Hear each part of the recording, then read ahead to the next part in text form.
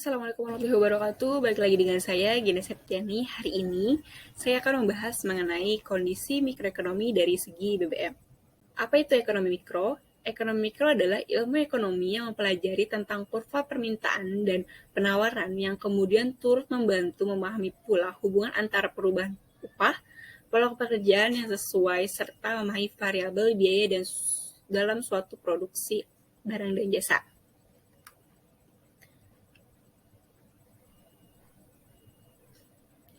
Selanjutnya ada mikroekonomi menurut para ahli. Yang pertama ada Mary dan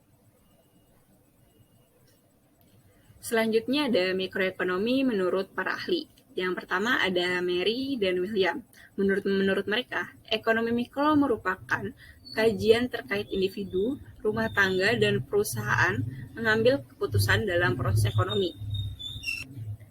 Yang kedua ada David. Menurut David, ekonomi mikro sebagai langkah menganalisis sebuah keputusan yang dibuat oleh individu atau kelompok, mulai dari faktor-faktornya hingga ke pertimbangan akan biaya dan manfaatnya. Yang ketiga ada Adam Smith. Menurut Adam, melihat adanya berbagai pertimbangan rasional dalam pengambilan keputusan yang dipilih oleh pelaku ekonomi. Ruang lingkup ekonomi mikro sendiri mempelajari seputar hal-hal yang melingkupi perilaku konsumen dan pasar di sektor individu atau perusahaan. Konsumen dan produsen sendiri merupakan individu pada setiap rumah tangga, organisasi, masyarakat, dan perusahaan. Ketahui apa saja ruang lingkup pada ekonomi mikro, berikut ini beberapa di antaranya. Yang pertama, ada interaksi di pasar barang. Pasar merupakan tempat pertemuan antara permintaan dan penawaran. Pasar juga menjadi tempat di mana penjual dan pembeli dapat bertemu untuk dapat melakukan transaksi jual beli. Yang kedua ada perilaku penjual dan konsumen. Keduanya memiliki sifat yang rasional, di mana penjual menginginkan keuntungan maksimal dan pembeli menginginkan kepuasan optimal dari segi kualitas dan harga produk.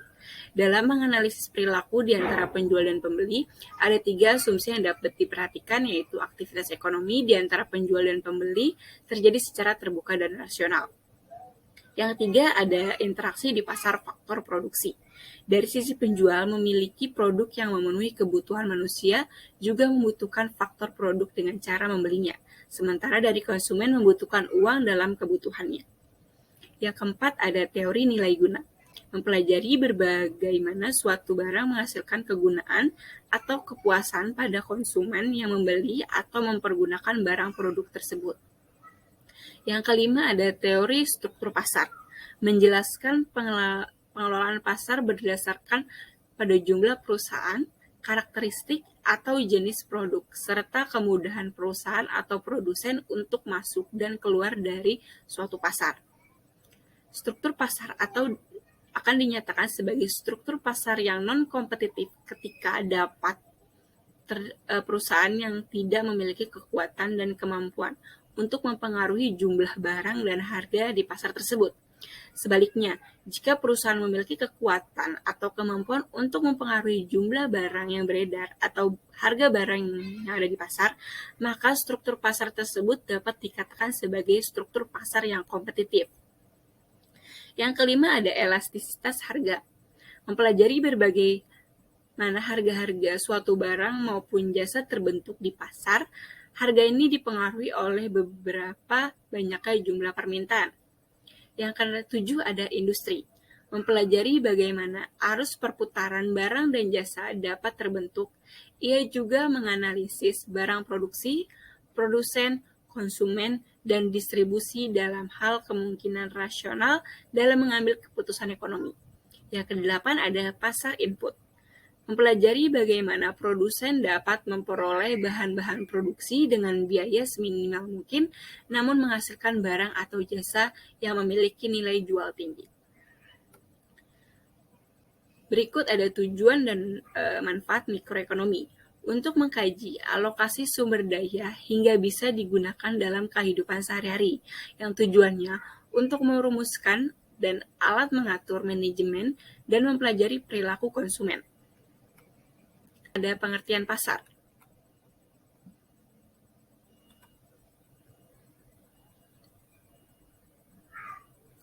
Pasar dalam ilmu ekonomi adalah tempat bertemunya pembeli dan penjual untuk melakukan transaksi ekonomi. Pasar tidak menunjuk pada lokasi atau tempat tertentu, karena pasar tidak mempunyai batas geografis. Dalam hal ini, pasar merujuk pada semua kegiatan penawaran dan permintaan untuk tenaga kerja modal, surat berharga, dan uang. Selanjutnya ada penjual dan pembeli. Penjual adalah orang yang menjual barang atau jasanya ke konsumen atau pembeli. Dengan menjual mempertemukan dengan pembeli, pembeli adalah orang yang membeli atau menghabiskan nilai guna barang yang dibelanjakan oleh penjual, dan membeli mempertemukan dengan penjual. Selanjutnya ada harga. Harga secara umum adalah senilai uang yang harus dibayarkan konsumen kepada penjual untuk mendapatkan barang atau jasa yang diinginkan pembelinya. Ini karena harga merupakan suatu nilai tukar dari sebuah produk atau jasa yang dinyatakan dalam satu moneter. Selanjutnya ada produksi. Produksi adalah kegiatan membuat barang atau mengubah suatu barang menjadi barang lain. Selanjutnya ada pasar ekonomi mikro. Pasar ekonomi mikro adalah ilmu ekonomi yang mempelajari perilaku konsumen dan perusahaan. Bahasan lain dari ekonomi mikro adalah mempelajari perilaku produsen dan konsumen beserta menentukan harga pasar, jasa, produk, dan kuantitas faktor input yang memperjualbelikan dalam pasar. Ada dua jenis pasar, yaitu pasar persaingan sempurna dan pasar persaingan tidak sempurna. Pasar persaingan sempurna, yaitu pasar yang di dalamnya terdapat banyak penjual dan pembeli, namun demikian kedua pihak tidak dapat mempengaruhi harga, karena harga telah ditentukan oleh pasar itu sendiri. Yang kedua ada pasar persaingan tidak sempurna. Pasar persaingan tidak sempurna yaitu bentuk pasar yang hanya terdapat sedikit penjual namun banyak pembeli. Harga ditentukan oleh pemilik barang sendiri. Dalam hal ini bisa perusahaan maupun perorangan. Selanjutnya kondisi ekonomi mikro saat ini. Pandemi COVID telah mempengaruhi kehidupan ekonomi di antara rumah tangga, di mana 50% diantaranya mengalami kesulitan keuangan, keterbatasan lapangan pekerjaan, karena kegiatan bisnis yang lesu menyebabkan kekurangannya pemasukan rumah tangga di saat harga berbagai kebutuhan sehari-hari cenderung meningkat.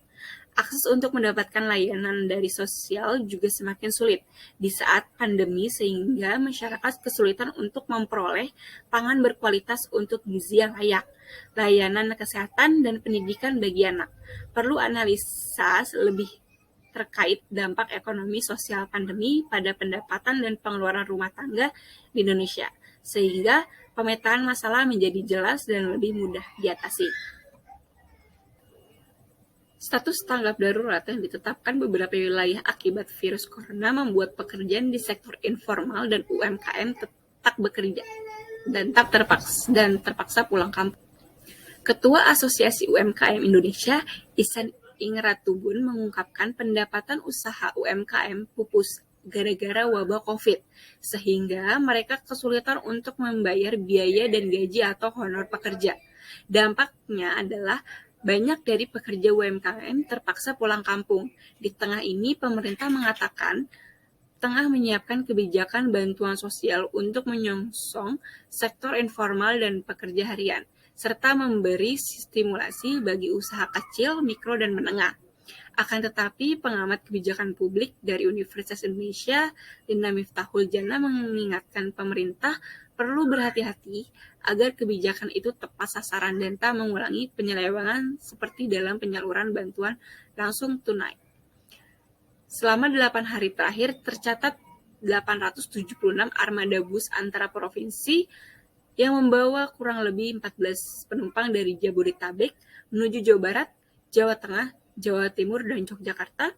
Sebagian besar dari mereka adalah pekerja informal yang mencari nafkah di ibu kota. Mereka adalah pekerja warung, toko kecil, pedagang asongan, pedagang di pasar, hingga pekerja lain yang menguntungkan hidup dari pendapatan harian, termasuk di pusat-pusat perbelanjaan dan pengedar ojek online.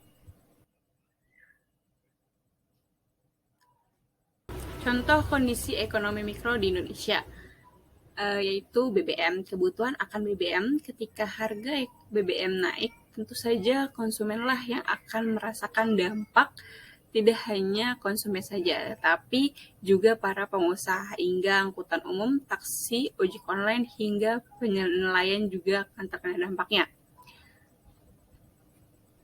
Tentu saja dampak tersebut akan mempengaruhi sektor pendapatan rezeki mereka dalam kehidupan sehari-hari. Dampak lain pun muncul, misalnya terjadi kenaikan tarif bagi alat transportasi secara sepihak. Kemudian berdampak lagi pada penumpang dan masih banyak lagi. Itu sebabnya dibuat pula tarif resmi bagi para angkutan umum atau kendaraan umum agar tidak merugikan konsumen. Dampak kenaikan BBM kepada sektor lainnya. Tidak dapat dipungkiri bahwa kenaikan harga BBM akan menyebabkan kenaikan inflasi. Kenaikan inflasi terjadi karena BBM adalah sektor vital dari sebuah produksi dan transportasi. Kenaikan Rp1.500 diperkirakan pemerintah akan menumbuhkan inflasi sebesar 1,7% dan menurunkan subsidi sebesar 57 triliun. Komponen yang paling terpengaruh adanya kenaikan BBM ini adalah masalah kenaikan harga bahan pangan yang diperlukan untuk segi distribusi dan produksinya. Kenaikan sekitar 5-10% membuat harga makanan dan minuman dapat meningkat secara drastis, yaitu sekitar 20-30%. Hal ini mempengaruhi daya beli masyarakat, terutama rakyat kecil yang tidak mempunyai uang untuk membeli bahan pokok utama kehidupan. Di luar daripada bahan pangan, transportasi adalah sektor penting yang memiliki pengaruh yang cukup besar terhadap kenaikan BBM. Harga BBM yang naik sebesar Rp1.500 sebaiknya direncanakan oleh pemerintah mengakibatkan transportasi umum kenaikan tarif angkutan sebesar 35% dari harga yang biasanya. Kedua sektor inilah yang menyebabkan masyarakat tidak dapat menerima kenaikan akan harga bahan bakar minyak, harga angkutan umum, dan harga makanan yang terus melambung tinggi, padahal gaji yang mereka terima selama sebulan tidak cukup untuk memenuhi kebutuhan akan bahan pangan dan transportasi mereka sehari-hari.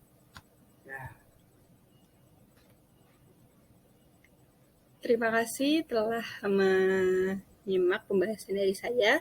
Kurang lebihnya mohon maaf. Wassalamualaikum warahmatullahi wabarakatuh.